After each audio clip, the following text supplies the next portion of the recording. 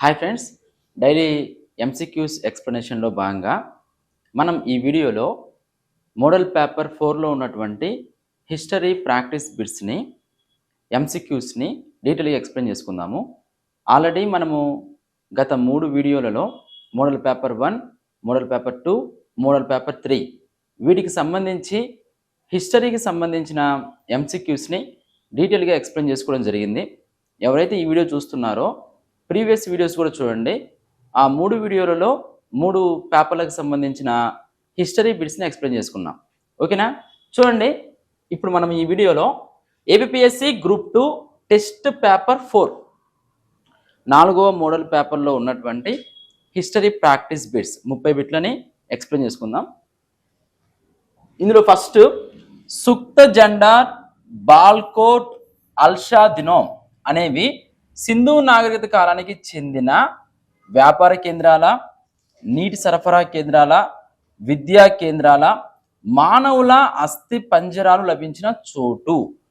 మనకి సుక్తా జండార్, అదేవిధంగా బాల్కోట్, అల్షా దినోమ్ ఇవి ఆ కాలానికి సంబంధించిన వ్యాపార కేంద్రాలు.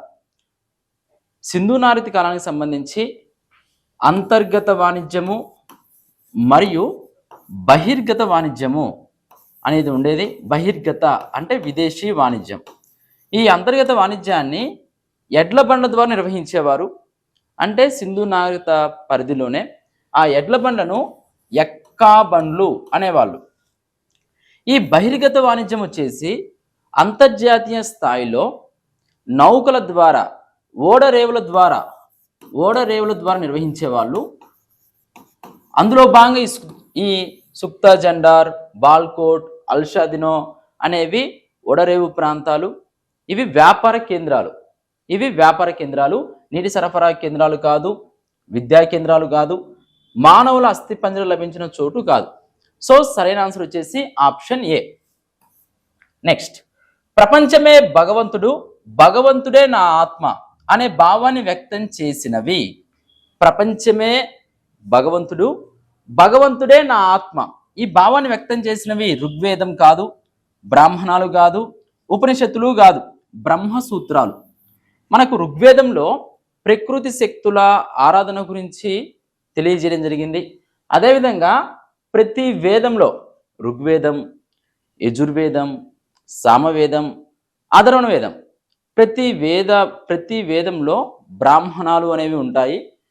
మనకు ఐతరేయ బ్రాహ్మణం, శతపథ బ్రాహ్మణం ఇలాంటివన్నీ వేదాలలో భాగం. ఆ తర్వాత ఉపనిషత్తులు అంటే గురువు దగ్గర కూర్చొని జ్ఞానం నేర్చుకోవడం, తెలివితేటలు, జ్ఞానానికి సంబంధించినవి ఉపనిషత్తులు. మనకి ఎగ్జాంపుల్ మాండకోపనిషత్, బృహదారణ్యకోపనిషత్ ఇలాంటి ఉపనిషత్తులు ఉన్నాయి కదా, అవి. అయితే మనకు ప్రపంచమే భగవంతుడు, భగవంతుడే నా ఆత్మ అనే భావన వ్యక్తం చేసింది ఏంటంటే బ్రహ్మసూత్రాలు. Option C correct answer. Next చూడండి, 3వ బిట్ మనకి వర్ధమాన మహావీరుడి జన్మస్థానమైన కుందా గ్రామం ఆధునిక భారతదేశంలోని ఈ రాష్ట్రంలో ఉంది. వర్ధమాన మహావీరుడు క్రీస్తు పూర్వం 540లో బీహార్ రాష్ట్రంలో ఉన్నటువంటి కుందా గ్రామంలో జన్మించాడు. ఆయన మరణించింది పావాపురి. ఆయనకు జ్ఞానోదయం అయింది జృంభిక వనం, సాలవృక్షం కింద జృంభిక వనం. మన క్వశ్చన్ ఏంటి? జన్మస్థానం కుందా గ్రామం ఇప్పుడు ఎక్కడ ఉంది అంటే మనకి బీహార్లో ఉంది. మరణించిందేమో పావాపురి.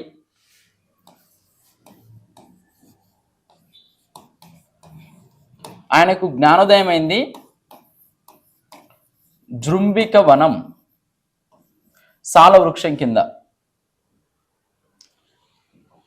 మనకి సత్యం పలకాలి, అహింస, అపరిగ్రహం, అస్థేయం ఈ 4 అంశాలు పార్శ్వనాథుడు ప్రతిపాదించాడు జైన మతంలో.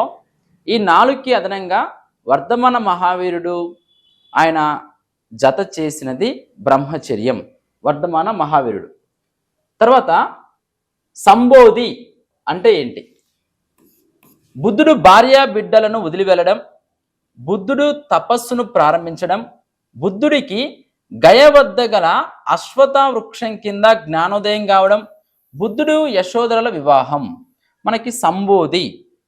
బుద్ధుడు ఉరువేల అనే ప్రాంతంలో బోధి వృక్షం రావి చెట్టు కింద ఆయన 49 రోజుల పాటు ఉపవాసం చేసిన తర్వాత ఆయనకు జ్ఞానోదయమైంది.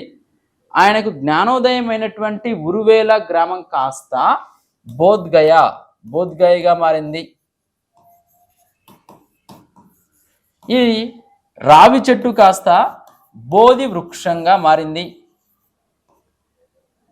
సిద్ధార్థుడు కాస్త గౌతమ బుద్ధుడయ్యాడు.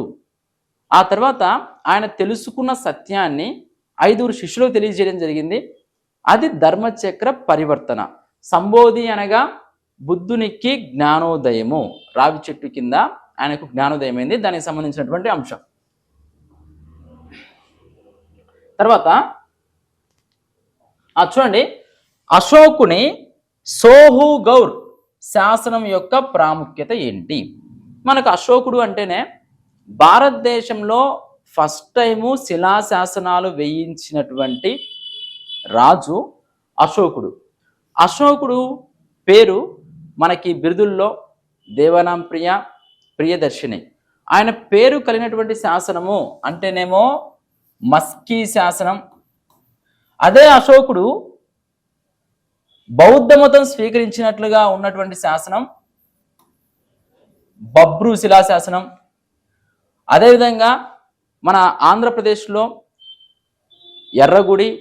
ఎర్రగుడిపాడు శాసనము, ఈ రాజుల మందగిరి శాసనాలు మన ఆంధ్రప్రదేశ్లో లభించినవి.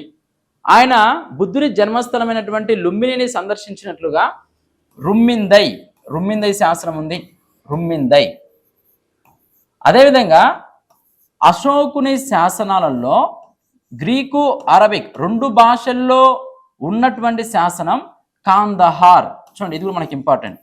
అశోకుని శాసనాలలో 2 భాషలలో, మామూలుగా మనకి అశోకుని శాసనాలు ప్రాకృతి భాష వచ్చేసి ప్రాకృతము, లిపి బ్రాహ్మీ లిపి మరియు ఖరోష్ఠీ లిపి.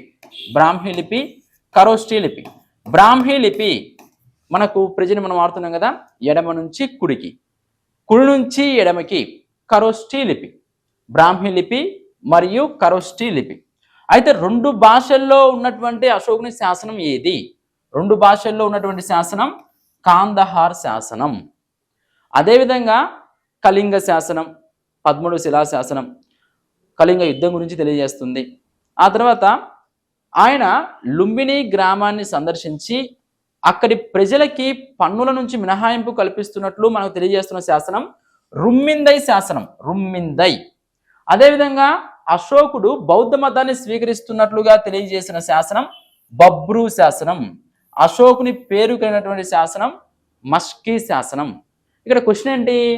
అశోకుని సోహు గౌర్ శాసనం యొక్క ఇంపార్టెన్స్ ఏంటి అంటే, పన్నుల రేటు వివరాలు, కరువు కాటకాల సందర్భంలో చేపట్టవలసిన సహాయక చర్యలు, శిక్షల అమలు పద్ధతి, రెవెన్యూ అధికారుల నియామకం వివరాలు. దీనికి ఆన్సర్ వచ్చేసి కరువు కాటకాల సందర్భాల్లో చేపట్టవలసిన సహాయ చర్యల గురించి. దీన్ని మహాప్రస్థ శాసనం అని కూడా అంటారు. మహాస్థాన లేదా మహాస్థాన శాసనం. అదేవిధంగా సోహు గౌర్ శాసనం కరువు కాటకాల సందర్భాల్లో చేపట్టాల్సిన సహాయ చర్యలు. తర్వాత ఏ శాసనం చంద్రగుప్త మౌర్యుని కాలంలో సౌరాష్ట్రలో సుదర్శన సరోవరం నిర్మించినట్లు తెలుపుతుంది? చూడండి, మనకు చంద్రగుప్త మౌర్యుడు భారతదేశాన్ని అంతటినీ తొలిసారిగా ఏకం చేసి పరిపాలించిన వ్యక్తి చంద్రగుప్త మౌర్యుడు. భూమిని రీసర్వే చేసినటువంటి మొదటి వ్యక్తి చంద్రగుప్త మౌర్యుడు. సల్లేఖన వ్రతాన్ని ఆచరించి మరణించినటువంటి వ్యక్తి చంద్రగుప్త మౌర్యుడు. చంద్రగుప్త మౌర్యుడు సుదర్శన తటాకాన్ని నిర్మించాడు. ఈ సుదర్శన తటాకాన్ని సౌరాష్ట్రలో నిర్మించాడు. ఆ విషయం మనకు తెలుపుతుంది ఏంటి అంటే జునాగఢ్ శాసనం. ఏ శాసనం అండి? జునాగఢ్ శాసనం. అయితే ఈ సుదర్శన తటాకాన్ని పర్యవేక్షించినటువంటి వ్యక్తి పుష్యగుప్తుడు. చూడండి, పుష్యగుప్తుడు.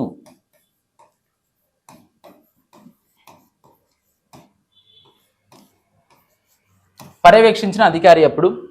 అదేవిధంగా ఈ జునాగఢ్ శాసనం వలన చంద్రగుప్త మౌర్యుడు సుదర్శన తడాగా నియమించినట్లుగా మనకు తెలుపుతుంది. జునాగఢ్ శాసనం యొక్క ప్రాముఖ్యత ఏంటి? భారతదేశంలోనే తొలి సంస్కృత శాసనం, భారతదేశంలోనే తొలి సంస్కృత శాసనం జునాగఢ్ శాసనం. ఈ జునాగఢ్ శాసనాన్ని వేయించింది ఎవరు? రుద్రదమనుడు, శకరాజు రుద్రదమనుడు. ఓకేనా? చూడండి, చంద్రగుప్త మౌర్యుడు సలేఖన వ్రతాన్ని ఆచరించి మరణించినటువంటి వ్యక్తి, భారతదేశంలో తొలిసారిగా అన్ని ప్రాంతాలను కలిపి పరిపాలించినటువంటి వ్యక్తి, భూముల రీసర్వే చేసినటువంటి మొదటి వ్యక్తి. ఈయన సుదర్శన తటాకాన్ని సౌరాష్ట్రలో నిర్మించారు. అప్పుడు దాన్ని పర్యవేక్షించినటువంటి అధికారి పుష్యగుప్తుడు. ఈ విషయం మనకు తెలియజేసింది ఎవరు? రుద్రదామనుడి యొక్క తొలి సంస్కృత శాసనం జునాగఢ్ శాసనం. ఓకేనా? నెక్స్ట్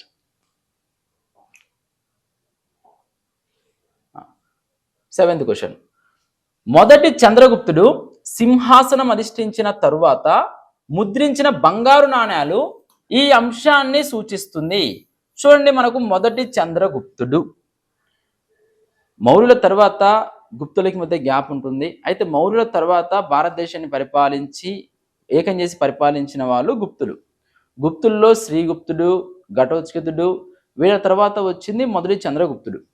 గుప్తులలో మహారాజాతి రాజా అనే బిరుదు తీసుకొని స్వతంత్రంగా పరిపాలించిన మొదటి వ్యక్తి ఎవరు అంటే మొదటి చంద్రగుప్తుడు.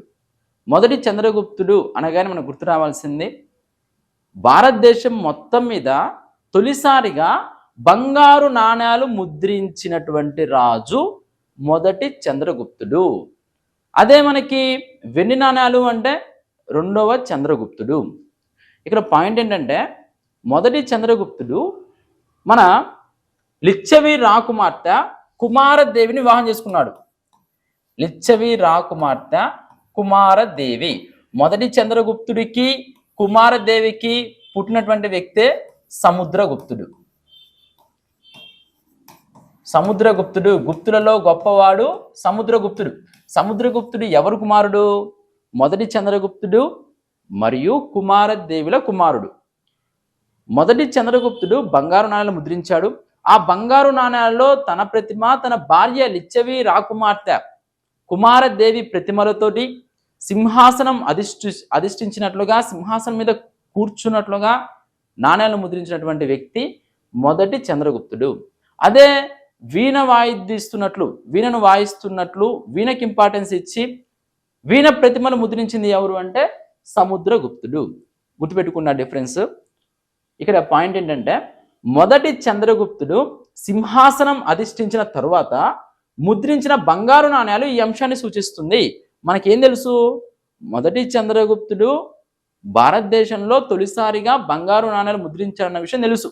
అయితే అందులో ఏ అంశాన్ని పొందుపరిచారు అది అడిగారు మనకి. ఇప్పుడు ఇందులో లిచ్చవి రాకుమార్తె అయిన కుమారదేవితో వివాహం, ఉత్తర భారతదేశంలో అతడు అందరూ ప్రముఖ రాజులను ఓడించిన సందర్భం, లిచ్చవి వంశంతో కుదిరిన ఒడంబడిక, దక్షిణాపథంలో అతడు సాధించిన విజయం. వీటిల్లో లిచ్చవి రాకుమార్తె అయిన కుమారదేవితో వివాహం అనేది సరైన సమాధానం. మొదటి చంద్రగుప్తుడు సపరేట్గా గుప్త శకాన్నే ప్రారంభించాడు. క్రీస్తు శకం 320లో సపరేట్గా గుప్త శకాన్ని, క్రీస్తు శకం 320 ఫిబ్రవరి 26వ తేదీన ఆయన గుప్త శకం ప్రారంభించాడు. మామూలు ప్రజలు మనకి ఇప్పుడు క్రీస్తు శకం అనుకుంటున్నాం కదా, కనిష్కుడు శక సంవత్సరాన్ని ప్రారంభించాడు, శక యుగాన్ని. అదేవిధంగా మొదటి చంద్రగుప్తుడు గుప్త శకాన్ని క్రీస్తు శక 320 ఫిబ్రవరి 26వ తేదీన ప్రారంభించడం జరిగింది. Next 8th question.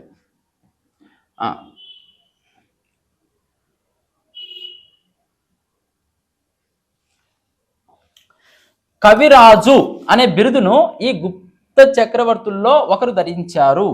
కవిరాజు బిరుదు ఎవరిది? సముద్రగుప్తుడు. సముద్రగుప్తుని యొక్క బిరుదు కవిరాజు. మరియు ఇండియన్ నెపోలియన్, ఇండియన్ నెపోలియన్ బిరుదు ఎవరిది? సముద్రగుప్తుడు. సముద్రగుప్తుడిని ఇండియన్ నెపోలియన్ అన్న వ్యక్తి ఎవరు? VA Smith. విఏ స్మిత్ గారు సముద్రగుప్తుడిని ఇండియన్ నెపోలియన్తో పోల్చడం జరిగింది. సముద్రగుప్తుడు అంటే మనకు ఫస్ట్ గుర్తు రావాల్సింది ఎరాన్ శాసనం మరియు అలహాబాద్ శాసనం, అలహాబాద్ స్తంభ శాసనం. ఎరాన్ శాసనం మనకి తొలిసారిగా సతీ సహగమనం గురించి తెలియజేసినటువంటి శాసనం ఎరాన్ శాసనం.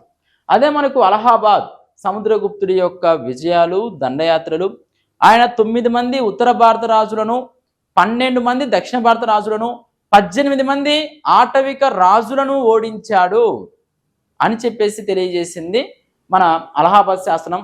హరిసేనుడు దాన్ని రచించడం జరిగింది. నెక్స్ట్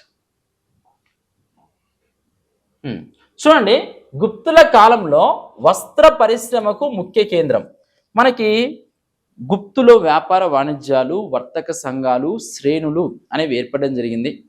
ఇందులో వస్త్రాలు ప్రాచీన కాలం నుంచే భారతదేశము మజ్లిన్ వస్త్రాలకి, సుగంధ ద్రవ్యాలకి ఎంతో ప్రాముఖ్యత గాంచినటువంటి దేశము. ఇందులో భాగంగా వస్త్ర పరిశ్రమ, ఈ వస్త్ర పరిశ్రమలో కూడా 2 రకాలు ఉంటాయి. ఒకటి నూలు వస్త్ర పరిశ్రమ, రెండోది సిల్క్ వస్త్ర పరిశ్రమ. నూలు వస్త్ర పరిశ్రమ అంటేనేమో మధుర, సిల్క్ వస్త్ర పరిశ్రమ అంటేనేమో బెనారస్. చూడండి, సిల్క్ వస్త్ర పరిశ్రమ అంటేనేమో బెనారస్. ఓవరాల్గా ఎక్కడ ఎక్కువ ఉన్నాయి, ఎక్కువ వస్త్రాలకు ఫేమస్ ఏంటంటే బెనారస్. గుర్తుపెట్టుకోండి, మనకి ఇంకా కొంచెం డెప్త్గా కనుక అడిగితే ఏమని, సిల్క్ వస్త్ర పరిశ్రమ ఫేమస్ ఏంటి? బెనారస్. నూలు వస్త్ర పరిశ్రమకు ఫేమస్ ఏంటి? మధుర. అలా కాకుండా డైరెక్ట్గా గుప్తుల కాలంలో వస్త్ర పరిశ్రమ ముఖ్య కేంద్రం ఏంటి అంటే Benaras. Option A, Benaras. Next, హర్షుని చరిత్రను తెలుసుకోవడానికి ఉన్న ప్రధాన విదేశీ లిఖిత ఆధారం ఏంటి? మనకు సపరేట్గా హర్షుడు గురించి ఇచ్చారు సిలబస్లో. హర్షుడు పుష్యభూతి వంశము, ప్రభాకరవర్ధనుడు, ప్రభాకరవర్ధనుడి కొడుకు, మొదటి పెద్ద కొడుకు రాజ్యవర్ధనుడు, చిన్న కొడుకు హర్షవర్ధనుడు. హర్షవర్ధనుడి బిరుదు శీలాదిత్య. అదేవిధంగా 3వ అశోకుడు, చాలా ఇంపార్టెంట్ బిట్స్ ఇవి. 3వ అశోకుడు శీలాదిత్య బిరుదు ఎవరిది? హర్షుడిది. హర్షుని కాలంలో వచ్చిన చైనా యాత్రికుడు హుయాన్ సాంగ్. చూడండి, హర్షుని కాలంలో ఎవరు వచ్చారు? Hiuen Tsang. యాత్రికులలో రారాజు హుయాన్ సాంగ్. హుయాన్ సాంగ్ యొక్క రచన సియూకి. హుయాన్ సాంగ్ యొక్క రచన సియూకి. యాత్రికుల్లో రారాజు హుయాన్ సాంగ్. ప్రతి 5 సంవత్సరాలకు ఒకసారి మనకి హుయాన్ సాంగ్ గారు క్రీస్తు శకం 629లో హర్షుని ఆస్థానానికి రావడం జరిగింది. ఆ తర్వాత క్రీస్తు శకం 630లో హర్షుడు సర్వమత సమ్మేళనం, కనోజ్ అసెంబ్లీ అంటారు దాన్ని, కనోజ్ అసెంబ్లీ. ఈ కనోజ్ అసెంబ్లీని నిర్వహించి హుయాన్ సాంగ్ అధ్యక్షతన, ఎవరి అధ్యక్షతన? హుయాన్ సాంగ్ అధ్యక్షతన సర్వమత సమ్మేళనాన్ని నిర్వహించినటువంటి వ్యక్తి హర్షుడు. ఆయన బౌద్ధ మతాన్ని, వాళ్ళ యొక్క చెల్లెలు రాజ్యశ్రీ ప్రభావంతో బౌద్ధ మతాన్ని స్వీకరించాడు. ప్రతి 5 సంవత్సరాలకు ఒకసారి తాను సంపాదించిందంతా కూడా దాన ధర్మాలకు కేటాయించే గొప్ప రాజు హర్షుడు. మనకి ప్రాచీన భారతదేశంలో చివరి హిందూ ప్రతినిధి కూడా హర్షుడు. సో మనకు హర్షుడు గురించి ఎగ్జామ్లో ఖచ్చితంగా బిట్టుంటుందండి. హర్షుడు బిరుదు కానీ, గ్రంథాలు కానీ, ఆయన చేసినటువంటి యుద్ధాలు కానీ వాటికి సంబంధించింది. ఆయన్ను సకలోత్తర పదేశ్వరుడు అనే కూడా అంటారు. 2 పులకేశి చేతిలో ఓడిపోయిన తర్వాత ఐహోలు శాస్త్రం మనకు తెలియజేస్తుంది సకలోత్తర పదేశ్వరుడు బిరుదు ఎవరిది అంటే హర్షుడిది. నెక్స్ట్ చూడండి, ఇక్కడ జయంగొండ చోళ మార్తాండ, జయంగొండ చోళ మార్తాండ బిరుదులు ధరించిన చోళ రాజు ఎవరు? చోళుల గురించి కూడా మనకు సపరేట్ సిలబస్లో ఉంది. చోళులు అంటేనే మనకు ఫస్ట్ గుర్తొచ్చేది చోళుల యొక్క స్థానిక స్వపరిపాలన విధానము. చోళుల యొక్క స్థానిక స్వపరిపాలన విధానం నేడు మనకు 73, 74 రాజ్యాంగ సవరణలకి ఆదర్శము అని మనం చెప్పుకుంటాము. ఇందులో భాగంగా సో జయంగొండ చోళ మార్తాండ బిరుదులు ధరించింది ఎవరు అంటే రాజరాజ చోళుడు. రాజరాజు అరుగోలి వర్మన్, ఆయన యొక్క అసలు పేరు అరుమోలి వర్మన్. ఆయన అసలు పేరు రాజరాజ బిరుదుతో ఆయన పదవిలోకి రావడం జరిగింది.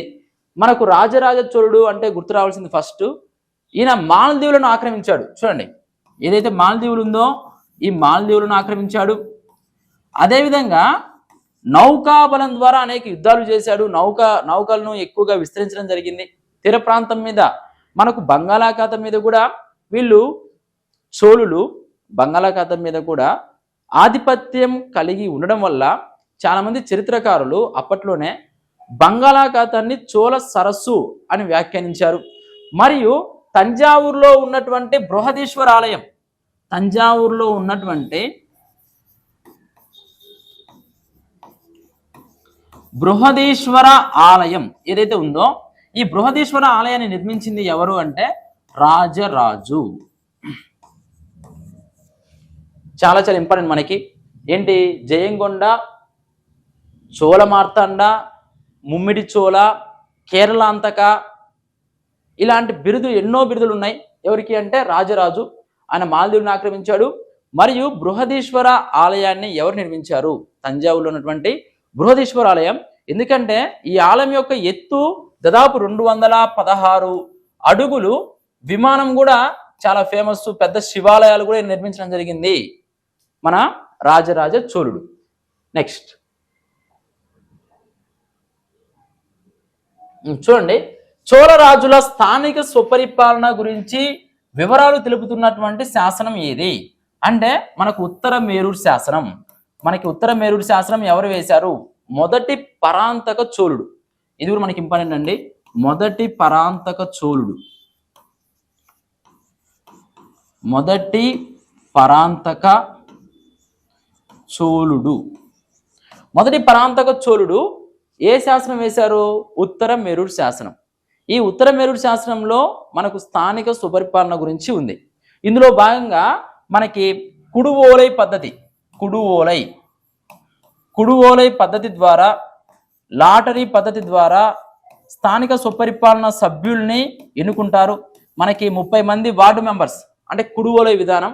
30 మంది ఉంటారు. వాళ్ళ అర్హత వయసు 35 నుంచి 70 సంవత్సరాలు ఉండాలి. సొంత భూమి కలిగి ఉండాలి. అప్పులు ఉండకూడదు. లాస్ట్ టైం వరుసగా 3 సార్లు ఎవరైతే పనిచేశారో వాళ్ళు మళ్ళీ తిరిగి పోటీ చేయడానికి వీలు లేదు. అబద్ధాలు చెప్పి ఉండకూడదు. ఏవైతే విద్య ఉందో, పాండిత్యం ఉందో వాటి మీద అవగాహన కలిగి ఉండాలి. ఇలాంటి అంశాలు, అర్హతలు మరియు అనర్హతలు, అనేక పంచమహాపాతకాలు చేసి ఉండకూడదు. ఇలా మనకి ఇప్పుడు ప్రజెంట్ ఏదైతే ఎన్నికల్లో పోటీ చేయడానికి అఫిడవిట్ దాఖలు చేస్తున్నామో అప్పుడు కూడా ఈ స్థానిక సుపరిపాలన విషయం గురించి ఉత్తర మేరూరు శాసనంలో చోళ పరిపాలనా కాలంలో డీటెయిల్గా మెన్షన్ చేయడం జరిగింది. ఈ ఉత్తర మేరూరు శాసనం వేయించినది మొదటి పరాంతక చోళుడు. నెక్స్ట్ క్వశ్చన్ నెంబర్ 13 చూడండి, అల్లావుద్దీన్ ఖిల్జీ పరిపాలనా కాలంలో జరిగిన అతి ముఖ్యమైన సంఘటన ఏది? మనకి అల్లావుద్దీన్ ఖిల్జీ అంటే గుర్తు రావాల్సింది ఖిల్జీ వంశంలోనే కాదు, ఢిల్లీ సుల్తాన్ అందరిలోకెల్లా గొప్ప పరిపాలకుడు అల్లావుద్దీన్ ఖిల్జీ. అల్లావుద్దీన్ ఖిల్జీ మార్కెట్ సంస్కరణలు, ధరల స్థిరీకరణ, గుర్రాల మీద ముద్రలు వేసే విధానం, దాగ్ విధానము, సరాయి ఆదిల్ మార్కెట్, సైనికులకు భూములు ఇచ్చే బదులు జీతాలు ఇచ్చే పద్ధతి ప్రవేశపెట్టడము, ఇలాంటి ఎన్నో సంస్కరణ తీసుకొచ్చారు. అల్లావుద్దీన్ ఖిల్జీ తనకు తానుగా 2వ అలెగ్జాండర్గా ప్రకటించుకోవడం జరిగింది. 2వ అలెగ్జాండర్.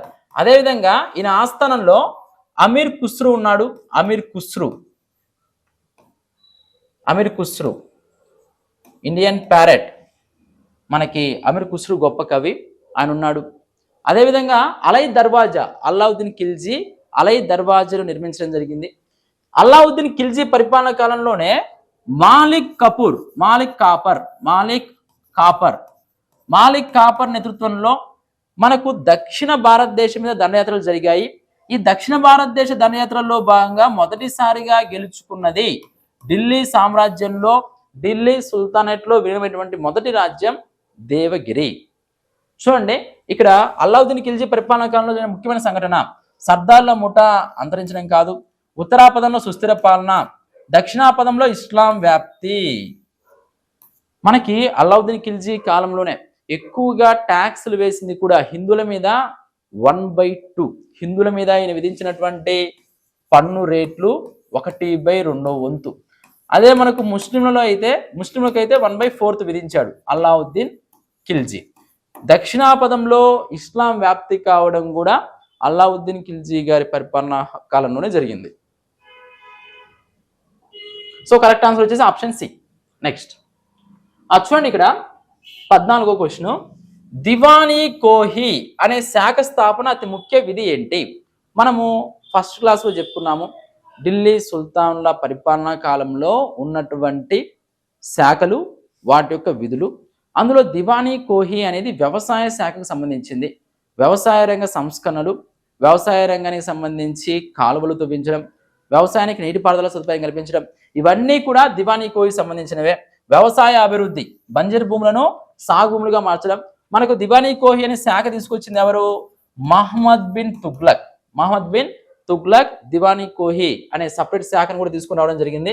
అల్లావుద్దీన్ ఖిల్జీ గారు కూడా వ్యవసాయ రంగాన్ని ప్రోత్సహించడం కోసం అనేక సంస్కరణలు తీసుకొని రావడం జరిగింది. Next question number 15. చూడండి, క్వశ్చన్ నెంబర్ 15. మొదటి పానిపట్టు యుద్ధంలో బాబర్ విజయానికి అతి ప్రధాన కారణం. మనకి 1526 ఏప్రిల్ 12వ తేదీన బాబర్కి మరియు ఇబ్రహీం లోడీకి మధ్య, బాబర్ వర్సెస్ ఢిల్లీ సుల్తాన్లో చివరి వ్యక్తి, లోడీ వంశంలో చివరి వ్యక్తి ఇబ్రహీం లోడీకి మరియు బాబర్కి 1526 ఏప్రిల్ 12వ తేదీన జరిగిన యుద్ధంలో బాబర్ విజయం సాధించాడు, ఇబ్రహీం లోడీ పరాజయం. బాబర్ మొఘల్ సామ్రాజ్యాన్ని స్థాపించాడు.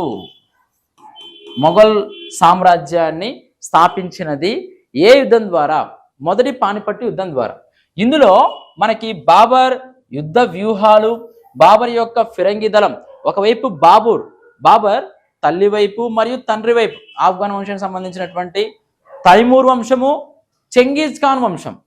అంటే యుద్ధ నైపుణ్యాలు కలిగినటువంటి కుటుంబం నుంచి రావడం వలన యుద్ధ వ్యూహాలు పకడ్బందీగా, ఫిరంగి దళాలను పకడ్బందీగా అనుసరించడం వలన ఇబ్రహీం లోడీని, మనకి ఎప్పుడైతే తుగ్లక్ వంశం తర్వాత సయ్యద్ వంశము, లోడీ వంశం, లోడీలో బహలాల్ లోడీ, అదేవిధంగా సికిందర్ లోడీ, ఇబ్రహీం లోడీ, వీళ్ళు కొంచెము పరిపాలన విషయంలో డల్ అయ్యేసరికి మంచి అవకాశం దొరికింది. దౌలత్ ఖాన్ లోడీ ఆహ్వానం మేరకు బాబర్ భారతదేశం మీద దండెత్తి రావడం జరిగింది. భారతదేశంలో మొఘల్ సామ్రాజ్యాన్ని స్థాపించడం జరిగింది. ఇక్కడ పాయింట్ ఏంటంటే, ఎందుకని బాబర్ విజయానికి అతి ప్రధాన కారణం ఏంటి అంటే, బాబర్ యొక్క యుద్ధ వ్యూహ రచన మరియు ఫిరంగి దళం. బాబర్ యొక్క ఫిరంగి దళం ద్వారా మొదటి పానిపట్టు యుద్ధంలో ఇబ్రహీం లోడీని సునాయాసంగా ఓడించడం జరిగింది. నెక్స్ట్ 16వ క్వశ్చన్, అక్బర్ ఓడించిన మొదటి మేవాడ్ రాజు. చూడండి, రాణా ఉదయ్ సింగ్. మనకి అక్బర్ ఆయన తన జీవిత కాలంలో తనకి లొంగని ఒకే ఒక రాజ్యం మేవాడ్ రాజ్యం అని చెప్పుకుంటూ వచ్చాడు. వరుసగా అందరూ మేవాడ్ రాజ్యం, చిత్తోడ్, మేవాడ్ రాజధాని చిత్తోడ్. మేవాడ్ను పరిపాలించిన రాజులు మన మొఘల్స్ తోటి నిరంతరం యుద్ధాలు కొనసాగిస్తున్నారు. రాణా ఉదయ్ సింగ్ని ఓడించిన తర్వాత ఈయన అక్బర్ గారు మరియు జోధ్బాయ్ అజ్మీర్కి వెళ్ళారు. అజ్మీర్లో ఉన్నటువంటి షేక్ సలీం మొయినుద్దీన్ చిష్టి, షేక్ సలీం మొయినుద్దీన్ చిష్టి, షేక్ సలీం మొయినుద్దీన్ చిష్టి సమాధి ఎక్కడుంది అంటే అజ్మీర్లో ఉంది. ఆయన సమాధిని అక్బర్ గారు మరియు జోధ్బాయ్ గారు వెళ్ళి దర్శించుకున్నారు. అక్కడే సలీం పుట్టడం జరిగింది. సలీం అంటే జహంగీర్. అక్కడ ఆవిడ బిడ్డకు జన్మనిచ్చింది. అందుకని ఆయన జ్ఞాపకార్థం, ఆయన గౌరవార్థం సలీం పేరు పెట్టారు. సలీమే జహంగీర్. ఓకేనా? నెక్స్ట్ చూడండి, విశిష్టాద్వైతాన్ని ప్రచారం చేసిన వాళ్ళు ఎవరు? మనకు ద్వైతం, అదేవిధంగా అద్వైతం, అద్వైతం ఇవన్నీ కూడా భక్తి సూఫీ ఉద్యమాల్లో వస్తాయి. ఇందులో భాగంగా అద్వైతం ఆది శంకరాచార్యులు, అదేవిధంగా ద్వైతం మధ్వాచార్యులు, చూడండి ఆది శంకరాచార్యులు, ఆ తర్వాత శుద్ధద్వైతం వల్లభాచార్యులు, ఆ తర్వాత విశిష్టాద్వైతం రామానుజాచార్యులు. ఆన్సర్ వచ్చేసి మనకు రామానుజాచార్యులు, ఆ తర్వాత మధ్వాచార్యులు. ద్వైతం, అద్వైతం, అదేవిధంగా శుద్ధద్వైతం, విశిష్టాద్వైతం రామానుజాచార్యులు. ఆ తర్వాత ఔరంగజేబు మరణశిక్ష విధించిన 9వ సిక్కు గురువు. చూడండి ఇక్కడ మనకు ఔరంగజేబు యొక్క మత విధానాలకు నిరసనగా, ఔరంగజేబు అంటేనే పరమత ద్వేషి ఆయన. ఔరంగజేబు మత విధానాలకు వ్యతిరేకంగా ఆఫ్ఘాన్ ప్రాంతంలో, ఆయన వాయువ్య సరిహద్దు ప్రాంతంలో ఈయన యొక్క మత విధానాలను నిరసిస్తూ ఎదిరించినందుకు 9వ సిక్కు గురువు తేజ్ బహదూర్ సింగ్. చూడండి, గురు తేజ్ బహదూర్ సింగ్, సిక్కు గురువులు మొత్తం 10 మంది, అందులో 9వ వ్యక్తి గురు తేజ్ బహదూర్ సింగ్ ని ఔరంగజేబు ఉరిదీయించాడు. ఎందుకోసం ఉరిదీయించాడు అంటే ఆయన యొక్క మత విధానాలకు నిరసనలు తెలియజేసినందుకు గురు తేజ్ బహదూర్ సింగ్. అదే మనకి సిక్కుల 5వ గురువుని మన జహాంగీర్ గారు ఉరిదీయించడం జరిగింది. ఆయన జహాంగీర్ యొక్క పెద్ద కొడుకు ఖుస్రు తిరుగుబాటు చేసి 5వ సిక్కు గురువు ఆశ్రయం దగ్గరికి వెళ్ళినప్పుడు ఆయనను ఆశ్రయం కల్పించినందుకు 5వ సిక్కు గురువుని ఎవరు ఉరిదీయించారు అంటే జహాంగీర్. అర్జున్ సింగ్ 5వ సిక్కు గురువు ఎవరంటే అర్జున్ సింగ్ ని ఉరిదీయించింది జహాంగీర్. తేజ్ బహదూర్ సింగ్ ని ఉరిదీయించింది ఎవరంటే ఔరంగజేబు. ఇది మనకు 18వ క్వశ్చన్. నెక్స్ట్ 19వ క్వశ్చన్. చూడండి, శివాజీ మొఘల్ దర్బార్లో ఆగ్రహం చెందడానికి కారణం. మనకు శివాజీ గారు ఛత్రపతి బిరుదుతో రాయ్గఢ్లో పట్టాభిషేకం చేసుకున్నారు. ఆ తర్వాత శివాజీని ఓడించడం కోసం ఔరంగజేబు రాజా జైసింగ్ను పంపించడం, రాజా జైసింగ్ శివాజీని ఓడించడం, 1665లో పురందర్ సంధి చేసుకోవడం జరిగింది. ఈ సంధి ప్రకారం శివాజీ మొఘల్ సైన్యంలో పనిచేయాలి. ఆయన వద్ద ఉన్న 35 కోటల్లో 23 కోటలను ఎవరు చెల్లించాలి అంటే ఔరంగజేబు చెల్లించాలి. 3 లక్షల కరెన్సీ హన్స్ను అందించాలి. అయితే ఈయనకు ఆగ్రహం ఎందుకు వచ్చింది అంటే శివాజీని 5000 మంది మన్సబ్దార్ల వరుసలలో, అంటే ఆయనకు గౌరవం ఇవ్వకుండా మన్సబ్దార్ల వరుసల్లో నిలబెట్టేందుకు మొఘల్ దర్బార్లో శివాజీ ఆగ్రహం చెందడం జరిగింది. నెక్స్ట్ 20వ క్వశ్చన్. చూడండి, 20వ క్వశ్చన్ మనకు చాలా ఇంపార్టెంట్ క్వశ్చన్.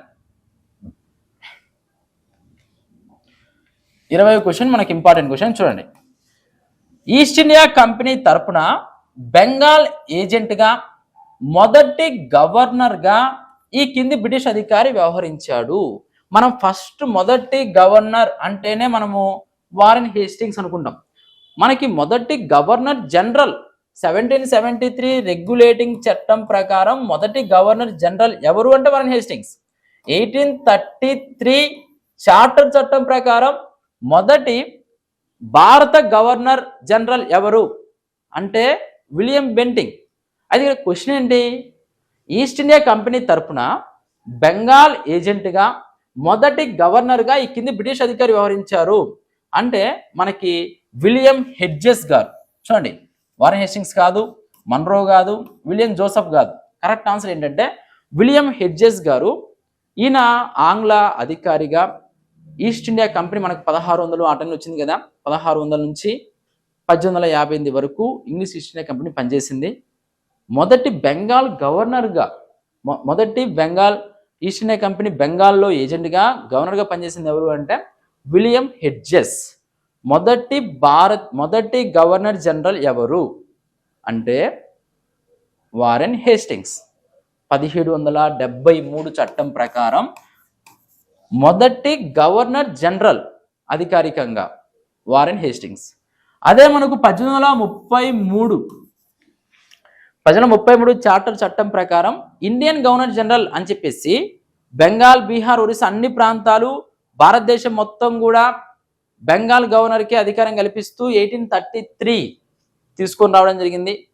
దాని ప్రకారం తొలి భారత గవర్నర్ జనరల్ ఎవరు అంటే విలియం బెంటింగ్. అదే మనకి 1858 భారత ప్రభుత్వ చట్టం ప్రకారం మొదటి వైస్రాయ్ ఎవరు లార్డ్ కానింగ్. అదేవిధంగా మనకి చివరిలో 1947లో లార్డ్ మౌంట్ బాటన్ రావడం, 47 నుంచి 48 వరకు కూడా అంటే స్వతంత్ర భారతదేశంలో ఎవరున్నారు అంటే లార్డ్ మౌంట్ బాటన్. ఆ తర్వాత 48 నుంచి 1950 జనవరి 25 జనవరి 26 వరకు ఎవరున్నారు అంటే రాజగోపాలాచారి. భారతదేశంలో స్వతంత్ర భారతదేశంలో తొలి మరియు చివరి భారతీయ గవర్నర్ జనరల్ అంటే ఇండియన్ ఎవరు అంటే రాజగోపాలాచారి.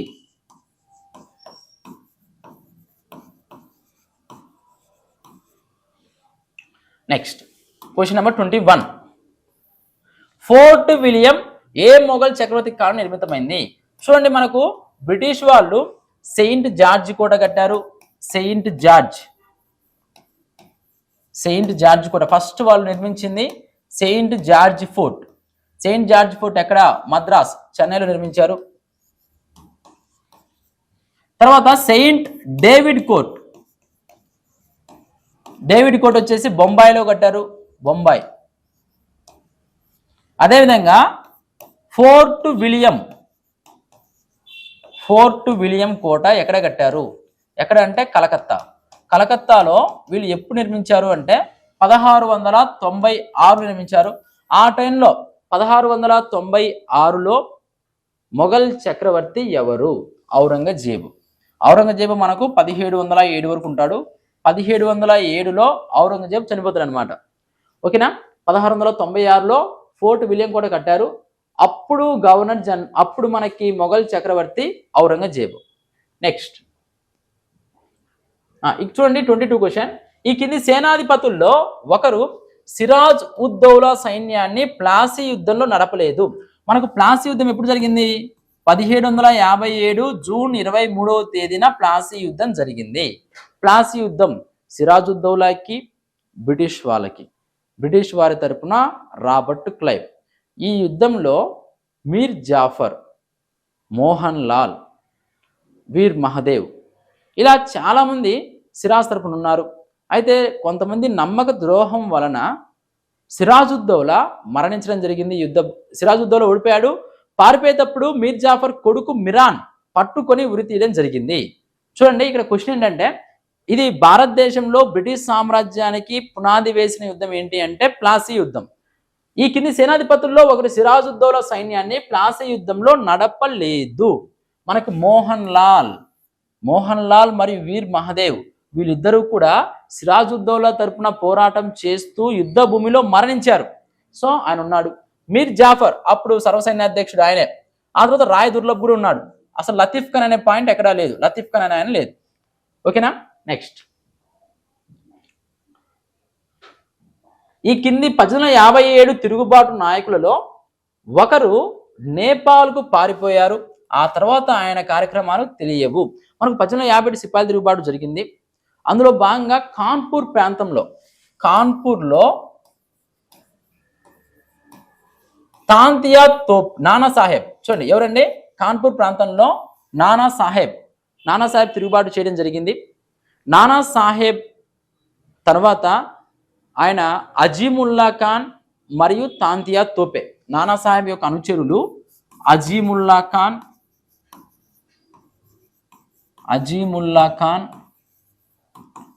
మరియు తాంతియా తోపే.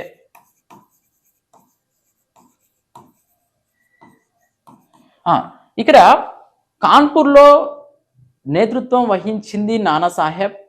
అయితే ఒక భవంతిలో 400 మంది ఆంగ్లేయులు ఉన్నప్పుడు నానాసాహెబ్ యొక్క అనుచరులు వెళ్ళి ఆ భవంతిని తగలబెట్టడం జరిగింది. అక్కడ ఆంగ్లేయులు మరణించారు. అప్పుడు ఆంగ్ల ప్రభుత్వము కాంప్బెల్ పంపించడం జరిగింది. జనరల్ క్యాంప్బెల్ కాన్పూర్లో తిరుగుబాటును అణచడం కోసం జనరల్ క్యాంప్బెల్ను పంపించారు. పంపించిన తర్వాత నానాసాహెబ్ నేపాల్కు పారిపోతాడు. ఆయన తర్వాత ఆయన అడ్రస్ ఉన్నాడు. అజీముల్లా ఖాన్ను ఆల్రెడీ నానాసాహెబ్ తన భరణం గురించి మాట్లాడమని ఇంగ్లాండ్ పంపిస్తాడు. ఆ తర్వాత తాంతియా తోపే మధ్య భారతదేశ అడవుల్లో ఉండి గెరిల్లా యుద్ధం చేస్తాడు బ్రిటిష్ వారి మీద. గెరిల్లా యుద్ధం చేసింది ఎవరు అంటే తాంతియా తోపే. తాంతియా తోపే ఎవరు అంటే నానాసాహెబ్ యొక్క అనుచరుడు. నెక్స్ట్ 23 అయిపోయింది. Next 24 question. దైవ ప్రజాస్వామ్యం అనే భావనకు ప్రతిపాదించింది ఎవరు? దైవ ప్రజాస్వామ్యము ఈ కాన్సెప్ట్ మనకు వచ్చినప్పుడు బిపిన్ చంద్రపాల్. మనకు అతివాద నాయకుల్లో లాల్ బాల్ పాల్, బిపిన్ చంద్రపాల్. స్వదేశీ ఉద్యమం జరిగినప్పుడు దేశంలోని అనేక ప్రాంతాలకి వెళ్ళాడు. మన ఆంధ్రప్రదేశ్, రాజమండ్రి ఇలాంటి ప్రదేశాలు కూడా వచ్చారు. ఆంధ్ర ప్రాంతానికి కూడా రావడం జరిగింది. అక్కడ ప్రజలను చైతన్యవంతులను చేయడం కోసం ఆయన తన ప్రసంగాల్లో కాళీమాత, దుర్గామాత పేరును ఉపయోగించి దైవ ప్రజాస్వామ్యం అనే కాన్సెప్ట్ తీసుకొచ్చింది ఎవరు అంటే బిపిన్ చంద్రపాల్. ఈయన వందే మాతరం అనే పత్రికను, ఇండిపెండెంట్ అనే పత్రికను కూడా నడపడం జరిగింది. వందే మాతరం. ఆ తర్వాత అరవింద ఘోష్కి అప్పగించారు. ఆ తర్వాత ఇండిపెండెంట్ అనే పత్రికను కూడా నడిపారు. నెక్స్ట్ 25.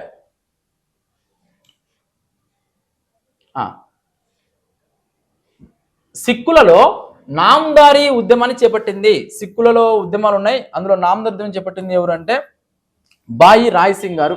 ఆ తర్వాత వాయిస్ ఆఫ్ ఇండియా పత్రిక సంపాదకుడు. చూడండి ఇక్కడ మనకి ఇది ఇంపార్టెంట్ పెట్టండి. Voice of India. Voice of India అంటేనే ఫస్ట్ మనకు గుర్తొచ్చేది దాదాబాయి నౌరోజీ గారు. కింద ఆప్షన్ చూస్తే మదన్ మోహన్ మాలవ్య, మీరాబేన్, చిత్తరంజన్ దాస్, మలబారి బెహ్రాంజన్ ఉంది. మనము వెంటనే ఇది రాంగ్ అనుకుంటాం. మనకి వాయిస్ ఆఫ్ ఇండియా అనే పత్రికను ప్రారంభించినది దాదాబాయి నౌరోజీ. దాని డౌటే లేదు, దాదాబాయి నౌరోజీ.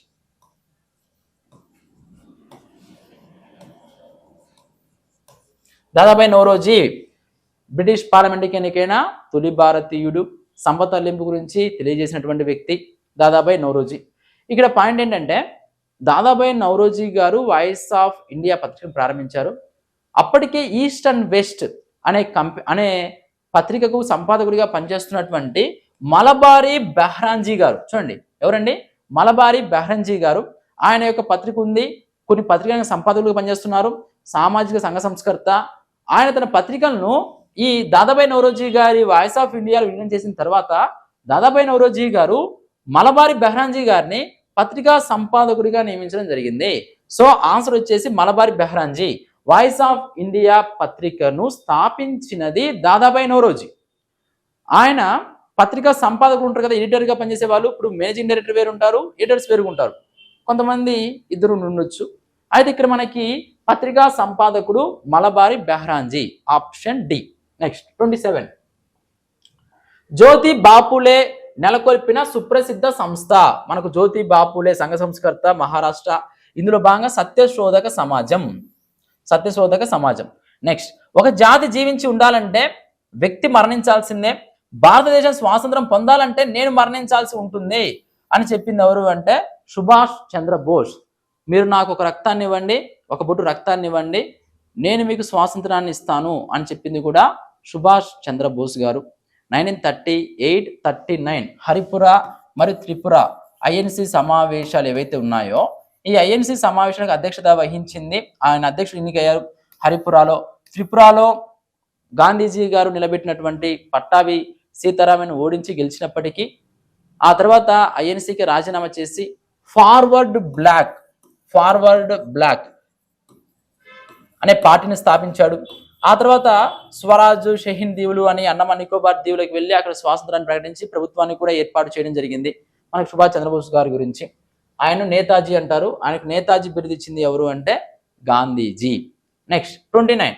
మహాత్మా గాంధీ క్రీస్తు శకం 1925వ సంవత్సరంలో వాయువ్య సరిహద్దు రాష్ట్రంలో జరిగిన తీవ్రమైన మత కల్లోలాలకు నిరసనగా 21 రోజులు నిరాహార దీక్ష చేశారు. గాంధీ గారు వాయువ్య ప్రాంతంలో అల్లకల్లోల పరిస్థితులు ఏర్పడి మత కల్లోలాలు జరిగితే దానికి నిరసనగా గాంధీ గారు 21 రోజుల పాటు నిరాహార దీక్ష చేశారు. అది ఎక్కడ జరిగింది అంటే కోహట్ అనే ప్రాంతంలో. కోహట్. నెక్స్ట్ 30 క్వశ్చన్ చూడండి. 1922 ఫిబ్రవరిలో గాంధీజీ సహాయ నిరాకరణ ఉద్యమాన్ని అకస్మాత్తుగా ఆపివేయడాన్ని గాంధీ సిద్ధాంతాల అపజయానికి నిదర్శనమని విమర్శించిన నాయకుడు. మనకి 1920 నుంచి 1922 మధ్యలో సహాయ నిరాకరణ ఉద్యమం జరిగినది. ఇందులో భాగంగా 1922 ఫిబ్రవరి 5న చౌరీ చౌరా ఇన్సిడెంట్ జరిగింది. చౌరీ చౌరా, ఈ చౌరీ చౌరా సంఘటన, అక్కడ పోలీస్ స్టేషన్ దగ్గర వెళ్ళడం, అందులో ఉన్నవారు చనిపోవడం, వాళ్ళు కూడా భారతీయులు కావడం, అహింస అనే దానికి ఇది వ్యతిరేకంగా ఉంది అని బార్డోలి ప్రాంతం నుంచి, బార్డోలి తీర్మానం, బార్డోలి నుంచి గాంధీ గారు ఆపివేస్తున్నట్లు దీన్ని ప్రకటించడం జరిగింది. సో అప్పటి నుంచి సహాయ నిరాకరణ ఉద్యమం ముగిసింది. దీని మీద కొంతమంది వ్యాఖ్యానాలు చేశారు. గాంధీ సిద్ధాంతాల అపజయం ఇది బలహీన నాయకత్వానికి నిదర్శనం అని చెప్పింది ఎవరు అంటే ఎంఎన్ రాయ్. ఏం చెప్పారు? గాంధీ సిద్ధాంతాల అపజయం ఇది, మరియు ఇంకో స్టేట్మెంట్ కూడా ఇచ్చాడు ఆయన, ఇది బలహీన నాయకత్వానికి నిదర్శనం అని చెప్పాడు. మనకి సుభాష్ చంద్రబోస్ గారు స్వాతంత్ర ఉద్యమ కాంక్ష రగులుతున్నటువంటి వేళ భారతీయుల ఆశల మీద చల్లని నీరు చల్లడం లాంటిది ఈ సంఘటన అని సుభాష్ చంద్రబోస్ గారు వ్యాఖ్యానించారు. ఆ తర్వాత జవహర్లాల్ నెహ్రూ గారు ఏమన్నారు అంటే, ఎక్కడో జరిగినటువంటి తప్పుకి భారతదేశం మొత్తాన్ని గాంధీ గారు శిక్షించారు అని గాంధీ గారిని విమర్శించడం జరిగింది. ఎవరెవరు ఏ విమర్శలు చేశారు? ఇక్కడ ప్రజెంట్ దీనికి ఆన్సర్ అయితే ఎంఎన్ రాయ్. ఇవి మనకు ఈ వీడియోలో మోడల్ పేపర్ 4లో హిస్టరీకి సంబంధించినటువంటి అంశాలు. మనకు మన పుస్తకంలో, మన APSC group 2 top 20 model papers పుస్తకంలో ఓన్లీ హిస్టరీ మాత్రమే కాదు, జాగ్రఫీ, అదేవిధంగా current affairs, mental ability, sociology, ఇలా ప్రతి టాపిక్ సంబంధించి మనకు ఎగ్జామ్లో 150 మార్కులకు ఏ విధంగా ఉంటుందో ఆ విధంగా, ఇది భారతీయ సమాజం, ఆ విధంగా 150 మార్కులకు ఉంటుంది. మరియు మెంటల్ ఎబిలిటీ ప్రశ్నలు ఏవైతే ఉన్నాయో ఈ మెంటల్ ఎబిలిటీ ప్రశ్నలకి డీటెయిల్గా ఎక్స్ప్లెనేషన్ ఇవ్వడం, మరియు ఓఎంఆర్ ఆన్సర్ షీట్, ప్రతి టాపిక్ వెనక ఓఎంఆర్ ఆన్సర్ షీట్ కూడా ఇవ్వడం జరిగింది. మనకు ఈ పుస్తకము మన హైదరాబాద్లో మరియు ఏపీలో అన్ని బుక్ స్టాల్స్లో అందుబాటులో ఉంటుంది. మరి ఎవరికైనా పుస్తకం కావాలంటే డిస్క్రిప్షన్లో కింద మా వారియర్ చాయిస్ అకాడమీ యాప్ ఉంటుంది, యాప్లో కూడా పుస్తకం అందుబాటులో ఉంటుంది. ఓకేనా? Thank you very much.